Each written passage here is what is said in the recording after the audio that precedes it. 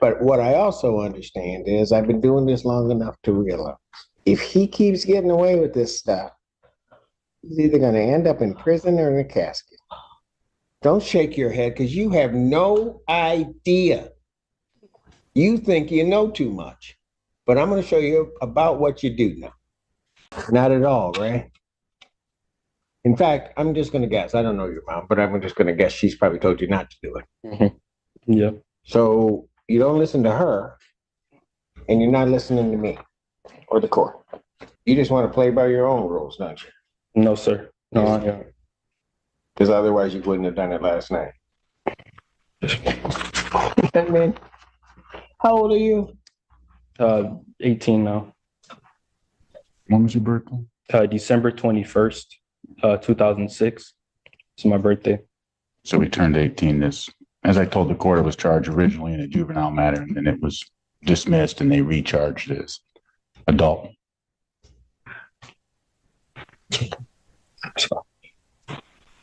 You understand, young man, that you are facing a life offense. Yes, sir. Yes, Your Honor. You understand that? Yes, Your Honor. And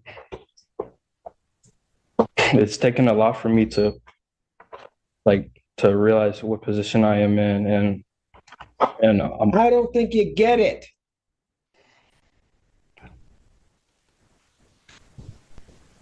You found yourself in a position where maximum penalty is life or any term of years.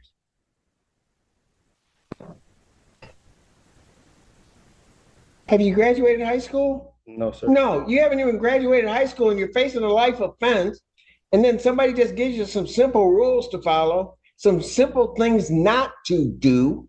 And you can't do that. You can't follow your mother's rules. You can't follow the court's rules. You can't follow any rules. Buckle up, guys. Today we're going to watch a judge put the stakes on the table, blunt, uncompromising, and surgical.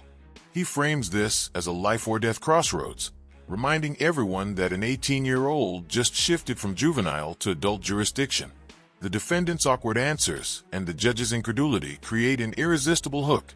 A young person facing lifetime consequences while still a kid in many ways. This opening plants the moral question: can warnings, rules, and family pull him back? So you tell me why, if you're just going to throw away your life, why I shouldn't just lock you up right now?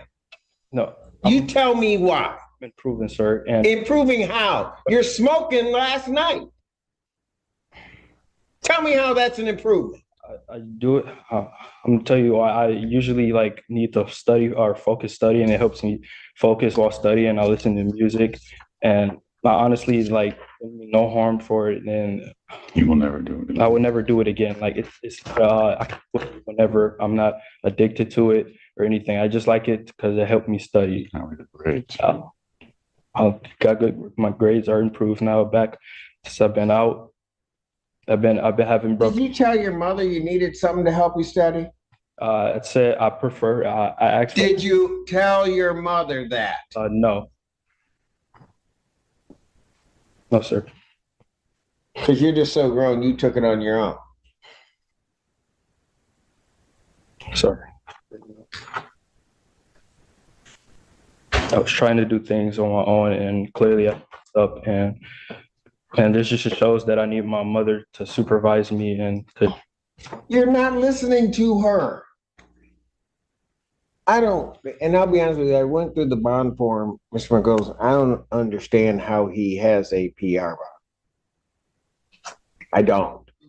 So the family would not be able to make a high cash bond or a significant money bond. He came to the court with no prior history of any misconduct. He is high school senior, on track to graduate. I explained to the magistrate how the family has all come together to take care of this, help assist this young man through this time. He's on a tether, on house arrest. All he is able to do is go to school and church. And I believe those are the two places that he's gone to. Yeah, those are two places that I've only been. All right, guys, now we move into the defense's soft sell. Improving becomes a fragile claim. The defendant tries to reframe substance use as a harmless study aid, while counsel paints a picture of tethered supervision and school attendance. Tension grows because words don't match risk. House arrest and a tether suggest control, but the violation undercuts credibility. You can feel attorneys testing whether rehabilitation or risk will win this round. It's an argument about trust. He is not a risk of committing any offenses. He's not a risk of Yes, he is. any. Because he did it already. It's possible, and not to excuse anything here, Judge, but it's possible that I didn't explain the conditions sufficiently to this young man. How's that feel with your sword in your chest? I don't think I understand the court. I don't mind attorneys falling on the sword for their client, Thank but you. this young man is not listening. He is not. He is just going to decide to do things his way. And I think his problem is he's running to the wrong judge to try to do stuff his own way. Understood, Judge. I would suggest that perhaps if he were to test regularly and prove to Your Honor that he does respect the court, does understand what he needs to do. You know, Mr. McCullough, I don't mean to interrupt you. No worries. It's almost not so much about respecting the court, although I do require that. But you know, I'm sitting up there watching on the Zoom screen, and I see his mom just standing beside her child. And it's the fact that you don't respect her that is really irritating me. And because of that, you're not even doing the things to respect yourself. You're an 18-year-old kid up here facing life for what? And again, I don't know your mom, but you got these charges come up, you got your mom scared to death. Buckle up, guys. The courtroom temperature rises here. Frustration becomes audible. The judge openly questions whether anyone actually explained conditions to the kid and chastises the notion of lawyers falling on the sword, while the defendant keeps disregarding rules. This segment is a pivot from explanation to exasperation. The court is moving from curiosity to disappointment, and that shift signals that leniency is slipping away fast. If Your Honor would like to speak with her, she'd be more than happy to talk to the court. Right?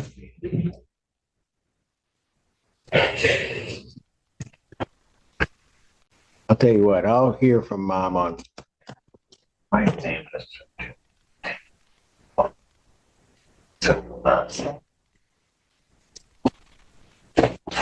Your Honor, and I probably mentioned this already, but he's in his last semester. My concern is that if he's detained for long. Oh, I know. Yeah, I know Your Honor knows. I know. I just wanted to put that out there.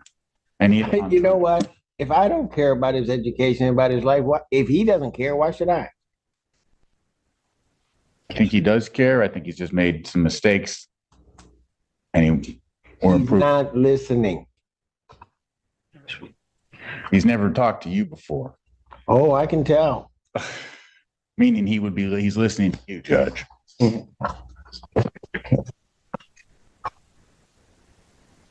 Mom, is there anything you want to say? I know this is not. Excuse me one moment. Oh, yes. Please. Let me see where he wants her to speak at. Right there, of course. Put him over there with you, Alan, and then mom can come up so I can hear her.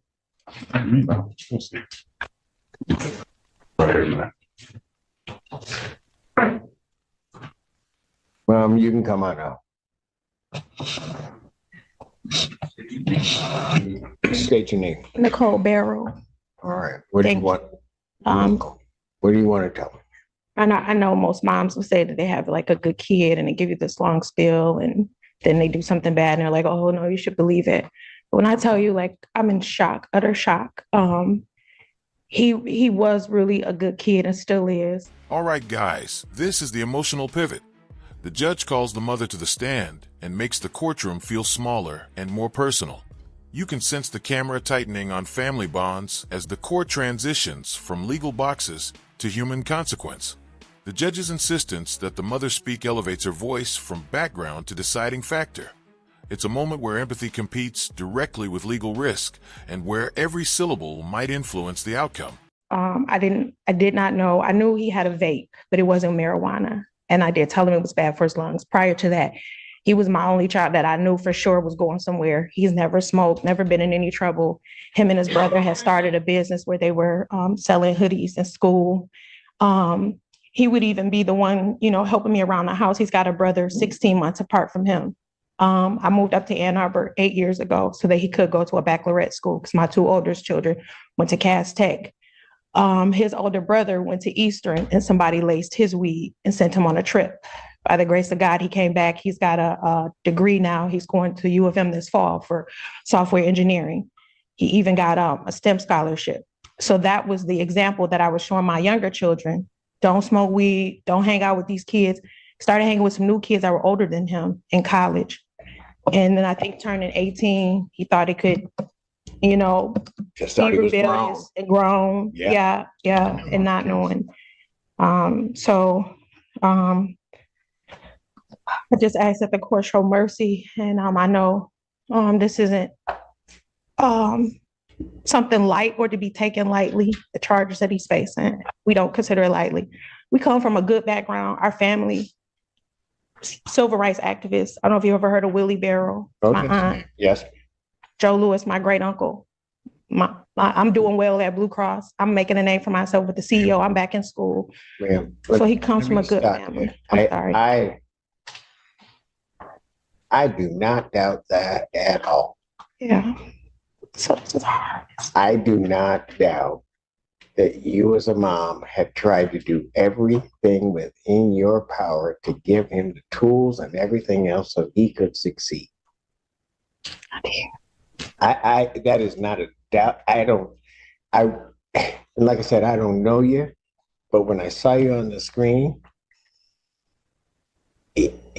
it wouldn't be easy for you, but if you just walked away from your kid that might have done wrong, I don't know that anybody would blame you necessarily. Buckle up, guys. The mother delivers the heart of the story, a portrait of sacrifice, scholarships, and shock. Her testimony humanizes the defendant, hardworking, talented, and previously on a trajectory to elite colleges. That personal history reframes the transgression not as inherent criminality, but as a misstep from a promising life. Her plea for mercy forces the court to weigh character and context against the seriousness of the charges. Pure courtroom drama. You didn't do that. You were standing cheek to cheek with him. Yeah. So understand any decision that I make, it's no reflection on you. Sure. I understand. But what I also understand is I've been doing this long enough to realize if he keeps getting away with this stuff, he's either going to end up in prison or in a casket. Don't shake your head because you have no idea.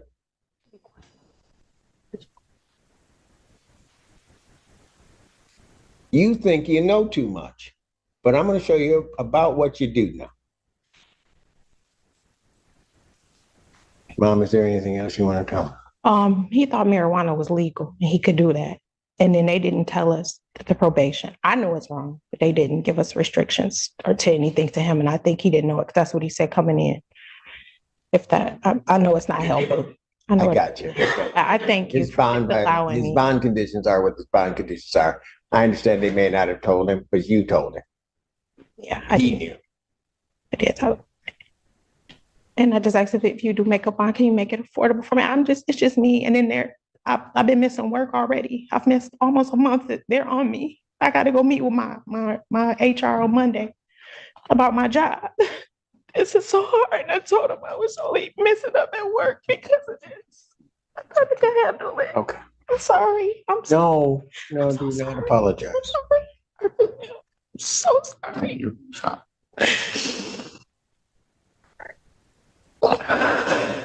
What time's your appointment on Monday? In the morning when I go to work at 8 a.m. I work in Medicare Advantage. I work at Blue Cross.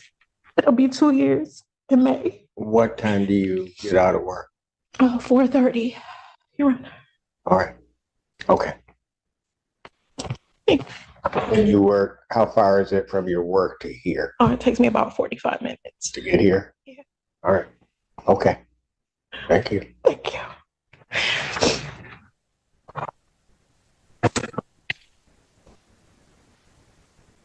All right, guys, now facts and forcefulness return. The prosecutor lays out the victim's injuries in stark terms: broken nose, chipped tooth, a bite, and asks for remand. The shift from family narrative to physical harm is brutal and necessary. It reframes risk to the public and the complainant. Defense counters with practical bond concerns, trying to keep a path to release open. This is the legal fulcrum where sympathy and safety collide. Anything else from either side before I do what I'm going to do? Your Honor, the people's original request was for $25,000. That was before the people were aware of the new violation with the marijuana. This time, people will be requesting refunded for the violation. I know the court indicated that I'd gone through the bond request form. I know my colleague did a fantastic job outlining all the facts. I did just want to again emphasize the severe injuries and assault that occurred on one of the victims here with the broken nose, chipped tooth. She was bitten her hand as she was trying to fight the defendant for control of the car keys. I think remand is appropriate at this time.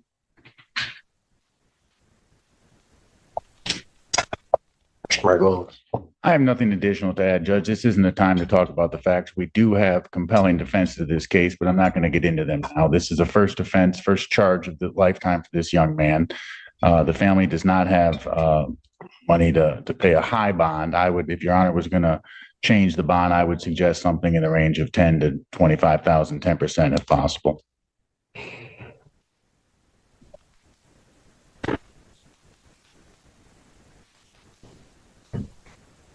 But if I make it higher than that, then family doesn't have it. And then he doesn't graduate. Correct. And everything's a mess. Correct. Strong.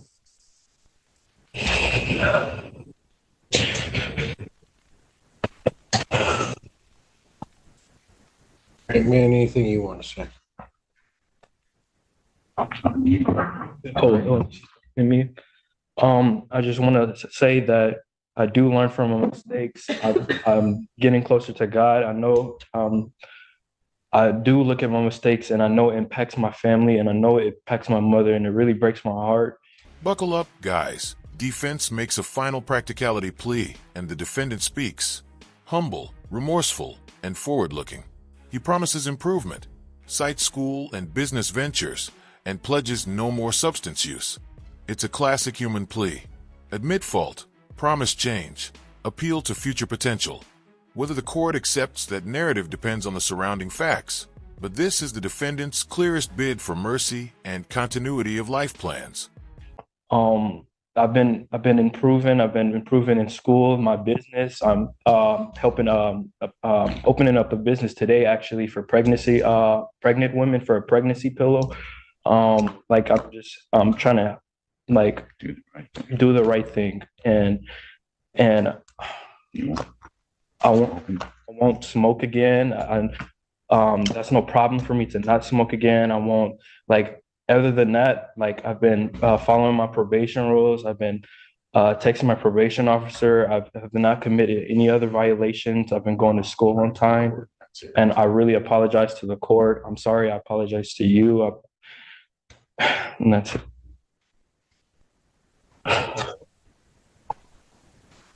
Do something. So I'm sitting there listening to your mother. And then understand something. You will never, ever possess the right to break her heart. You just don't have that right.